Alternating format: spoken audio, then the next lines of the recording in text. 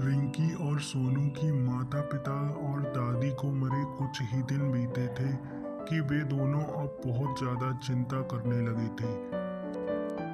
रिंकी, मुझे बहुत ज़ोरों की भूख लगी है। क्या तुम मेरे लिए कुछ खाने को बना सकती हो, या कुछ बनाने को है तो बना दो।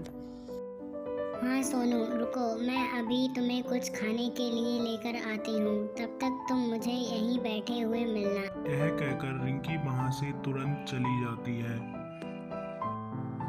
पहले रिंकी एक ग्रोसरी की दुकान पर जाती है जहाँ उसे एक आंटी मिलती है। वह कहती है, आंटी जी, क्या आप हमें कुछ खाने को दिलवा सकती हैं, क्योंकि हमारे माँ बाप नहीं हैं। हमारे माँ बाप ना होने के कारण हमारे घर में अब कुछ नहीं बचा है। तो मैं क्या करूँ, तुम्हारे माँ बाप नहीं हैं। खुद जाओ, खुद कमाओ और खुद खाओ। मैं तुम्हें यहाँ से कुछ नहीं दिलवा सकती। रिंकी चुपचाप वहाँ से उसकी बातें सुनकर चली जाती है। रास्ते में उसे एक फल और सब्जी की दुकान मिलती है तो वह उस अंकल से कहती है, अंकल जी, क्या आप हमें अपनी दुकान में से कुछ फल या कुछ सब्जी दे दो तो मैं घर पे जाकर बना लूँगी, लेकिन मेरे पास पैसे नहीं हैं। अरे तुम्हारा दिमाग तो खराब नहीं है, क्या कोई बिन पैसे के कुछ खाने को दे सकता है। रिंकी वहाँ से भी चुपचाप चली जाती है। जब वह अपने घर के रास्ते लौट रही होती है तो रास्ते में उसे एक आंटी मिल जाती है। आंटी जी, क्या आपके घर में कुछ खाने को बना है? अगर बना हो तो आप हमें दे दीजिए, क्योंकि मेरा भाई सुबह का भूखा बैठा है। मैंने उसे अभी तक कुछ नहीं खिलाया है और मेरे पास 1 रुपया भी नहीं है। बेटा, मैं तुम्हें खाने को तो दे सकती हूँ, लेकिन तुम्हें मेरे घर की पूरी सफाई करनी होगी। अगर तुम इस बात के लिए तैयार हो तो चलो।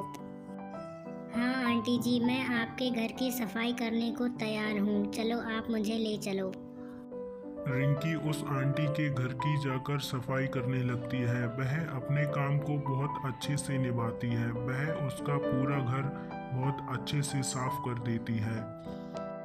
आंटी रिंकी को रात का खाना दे देती है, लेकिन रिंकी फिर उस बात से उदास हो जाती है।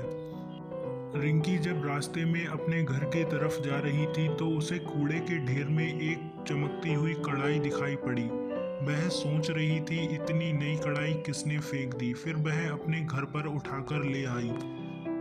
दीदी, आप कहाँ चली गई थी? मुझे बहुत ज़्यादा ज़ोरों की भूख लगी है। मैंने तो आपसे खाना मांगा था, तो आप ये कढ़ाई क्यों ले आई हो? मैं एक जादुई कढ़ाई हूँ, आप मुझसे कुछ भी मांग सकते हैं, मैं तुम्हें लाकर दूंगी। तुरंत सोनू ने बहुत ज़्यादा खाना मांग लिया। कढ़ाई ने तुरंत वहाँ पर विभिन्न प्रकार के भोजन उत्पन्न कर दिए। अब रिंकी और सोनू बहुत ज़्यादा खुश थे। उस दिन उनने